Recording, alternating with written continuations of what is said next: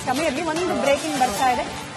HM4 jacking ಪ್ರಕ್ರಿಯೆ ಯಶಸ್ವಿಯಾಗಿದೆ ಅನ್ನೋ ಮಾಹಿತಿ. ಗಗನ ಯಾತ್ರೆಯಲ್ಲಿ ಭಾರತದ ತ್ರಿವಿಕ್ರಮ 41 ವರ್ಷಗಳ ಬಳಿಕ ಭಾರತಕ್ಕೆ ಶುಕ್ರ ದೆಸೆ. ಅಂತರಿಕ್ಷ ನಿಲ್ದಾಣದಲ್ಲಿ ಭಾರತೀಯ ಶುಭಾಂಶು ಶುಕ್ಲಾ ಪಾದಾರ್ಪಣೆಯನ್ನ ಮಾಡಲಿದ್ದಾರೆ. ಅವಾಗಲೇ ಹೇಳ್ತಾ ಇದ್ದಾಗೆ ಹಲವು ಪ್ರಯೋಗಗಳನ್ನು ನಡೆಸುವವರಿದ್ದಾರೆ ಶುಭಾಂಶು. ರಾಕೇಶ್ ಶರ್ಮಾ ಅವರು 1984ರ ವರ್ಷದಲ್ಲಿ ಗಗನಯಾತ್ರೆಯನ್ನ ಕೈಗೊಂಡಿದ್ರು. ಅದಾದ ನಂತರ ಬರೋಬ್ಬರಿ 4 ದಶಕಗಳ ಕಾಯುವಿಕೆ. 4 ದಶಕಗಳ ನಂತರದಲ್ಲಿ ಅಂತರಿಕ್ಷ ಯಾನದಲ್ಲಿ ಭಾರತ ವಿಜಯವನ್ನ ಸಾಧಿಸಿದೆ. 14 ದಿನಗಳ ಕಾಲ ಅಂತಾರಾಷ್ಟ್ರೀಯ ಬಾಹ್ಯಾಕಾಶ ಕೇಂದ್ರದಲ್ಲೇ ಉಳಿಯುವವರಿದ್ದಾರೆ ಶುಭಾಂಶು ಶುಕ್ಲಾ. ಅನೇಕ ಪ್ರಯೋಗಗಳನ್ನ ನಡೆಸುವವರಿದ್ದಾರೆ. ಎಲ್ಲಕ್ಕಿಂತ ಅತ್ಯಂತ ಮಹತ್ವವಾದ ಸುದ್ದಿ ಅಂದ್ರೆ ಡಾಕಿಂಗ್ ಪ್ರಕ್ರಿಯೆ ಯಶಸ್ವಿಯಾಗಿದೆ. ನಾನು ಈಗಷ್ಟೇ ಪ್ರಶ್ನೆ ಕೇಳ್ತಾ ಇದ್ದೆ ಸುಧೀಂದ್ರ ಸರ್ಗೆ, ಒಂದು ಚಿಕ್ಕ ತಪ್ಪು ಕೂಡ ಆಗ್ಲಿಕ್ಕೆ ಅವಕಾಶಗಳಿರೋದಿಲ್ಲ ಅಂತ ಹೇಳಿ. ಯಾವುದೇ ರೀತಿ ತಪ್ಪಾಗಿಲ್ಲ. ಪ್ರಿಸೈಸ್ ಡಾಕಿಂಗ್ ಅತ್ಯಂತ ಯಶಸ್ವಿಯಾಗಿ ಡಾಕಿಂಗ್ ಪ್ರಕ್ರಿಯೆ ಆಗಿದೆ ಅನ್ನೋ ಮಾಹಿತಿ ಬರ್ತಾ ಇದೆ. ನೀವಿಬ್ರು ಕೂಡ ವಿಜ್ಞಾನ ಕ್ಷೇತ್ರದವರಾಗಿರೋದ್ರಿಂದ ಹಾಗೆ ಭಾರತೀಯರಾಗಿರೋದ್ರಿಂದ ನನ್ನನ್ನು ಒಳಗೊಂಡಂತೆ ಎಲ್ಲರಿಗೂ ಕಂಗ್ರಾಚುಲೇಷನ್ ಹೇಳ್ಕೊಳ್ಬೇಕಾದ ಸಮಯ ಸರ್. ರಿಯಲಿ ನೀವು ಹೇಳಿದಾಗೆ ನಾವು ಕ್ರಿಯೇಟೆಡ್ ಅನ್ ಹಿಸ್ಟಾರಿಕಲ್ ಇವೆಂಟ್. ಸೊ ಈಗ ಯಶಸ್ವಿಯಾಗಿ ನಮ್ಮ ಕ್ರೂ ಡ್ರ್ಯಾಗನ್ ಹೋಗಿ ISS ಜೊತೆ ಜೋಡಣೆ ಆಗಿದೆ ಯಶಸ್ವಿಯಾಗಿ. ಇದು ಸುಮಾರು ಟೈಮ್ ತಗೊಳ್ತು. ನೀವು ಹೇಳಿದಾಗ 27-28 ಗಂಟೆ ಟೈಮ್ ತಗೊಳ್ತು. ಅದರಲ್ಲಿ ಕೊನೆಯ ಕೆಲವು ಗಳಿಗೆಗಳು ಬಹಳ ನಿರ್ಣಾಯಕವಾಗಿದ್ದು. ಕೊನೆಯ 20 metre when your station is just 20 metres away from this thing that is the final stage. ಅವಾಗ entire thing will become autonomous, ಅಂದ್ರೆ ಸ್ವಯಂ ಚಾಲಿತ ಆಗ್ಬಿಡುತ್ತೆ. ಅಲ್ಲಿ ಬೇರೆ ಯಾರಿಗೂ ಅವಕಾಶನೇ ಇರೋದಿಲ್ಲ.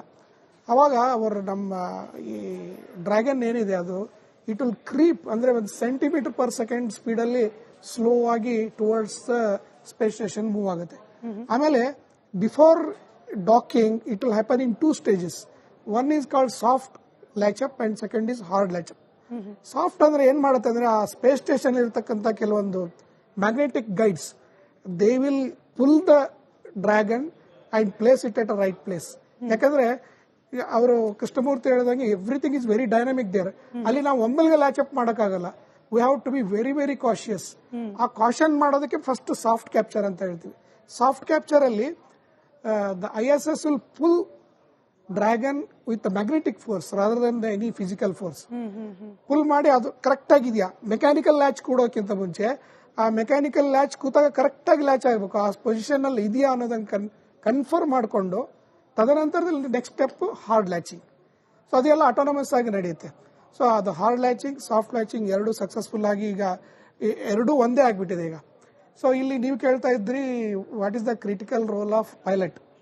ನಮ್ಮ ಶುಭಾಂಶು ಶುಕ್ಲಾ ಅವ್ರ ರೋಲ್ ಇಲ್ಲಿ ಇರೋದು ಮೊದಲನೇದಾಗಿ ಪೆಗ್ಗಿ ವಿಟ್ಸನ್ ಅಂತ ಅಮೆರಿಕನ್ ಆಸ್ಟ್ರೋನಾಟ್.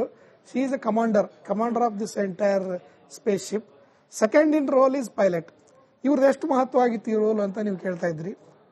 ಏನಂದ್ರೆ ಇವರು for example for any unforeseen reason ಏನೋ ಒಂದು ತಾಂತ್ರಿಕ ತೊಂದರೆ ಆಯ್ತು ಅಂತ ಇಟ್ಕೊಳ್ಳಿ. ತಾಂತ್ರಿಕ ತೊಂದರೆ ಆಗಿಬಿಟ್ಟು ನಮ್ಮ ಆಟೋನಮಸ್ ಡಾಕಿಂಗ್ ಫೇಲ್ ಆಯ್ತು. ಏನೋ ತಾಂತ್ರಿಕ ತೊಂದರೆ ಬಂದ್ಬಿಟ್ಟು ಸಡನ್ ಆಗಿ the entire thing stop or it is not going in right direction ಅಂತ ಗೊತ್ತಾಯ್ತು ಅಂತ ಇಟ್ಕೊಳ್ಳಿ. Then how to do? The mission cannot fail at that time. ಅದಕ್ಕೋಸ್ಕರ then they will resort to the manual docking. ಅದು autonomous ಬಿಟ್ಬಿಟ್ಟು manual docking ಬಂದ್ಬಿಡ್ತಾರೆ.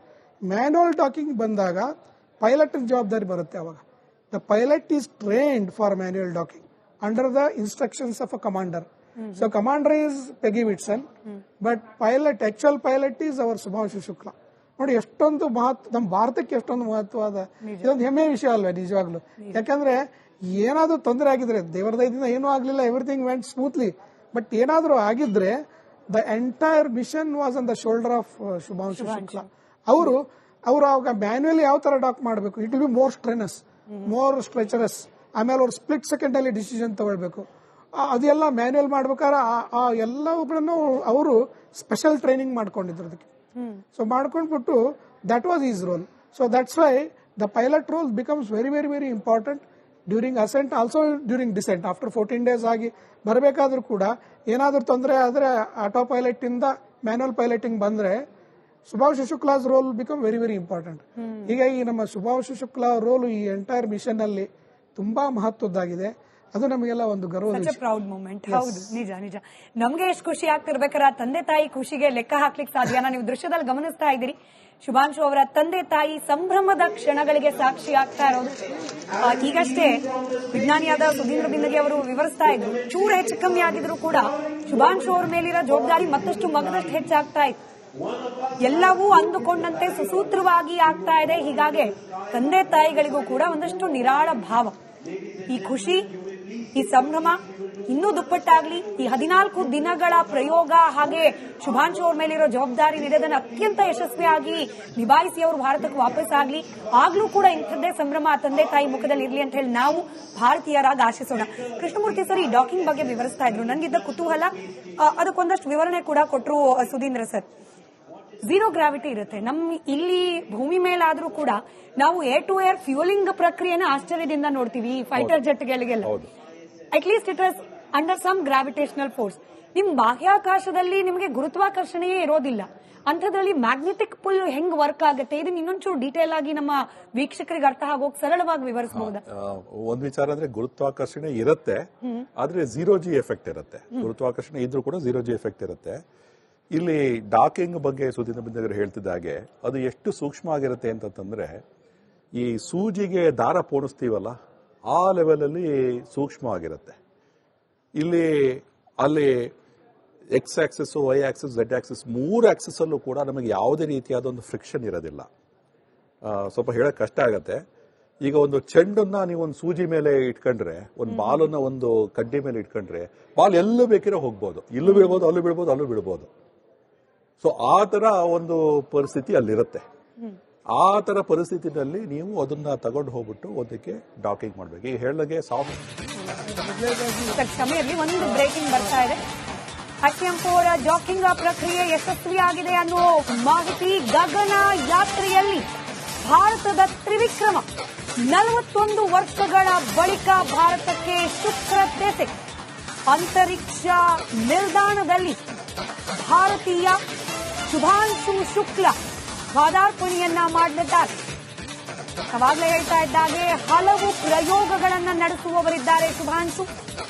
ರಾಕೇಶ್ ಶರ್ಮಾ ಅವರು 1984ರ ವರ್ಷದಲ್ಲಿ ಗಗನಯಾತ್ರೆಯನ್ನ ಕೈಗೊಂಡಿದ್ರು. ಅದಾದ ನಂತರ ಬರೋಬ್ಬರಿ 4 ದಶಕಗಳ ಕಾಯುವಿಕೆ. 4 ದಶಕಗಳ ನಂತರದಲ್ಲಿ ಅಂತರಿಕ್ಷ ಯಾನದಲ್ಲಿ ಭಾರತ ವಿಜಯವನ್ನ ಸಾಧಿಸಿದೆ. 14 ದಿನಗಳ ಕಾಲ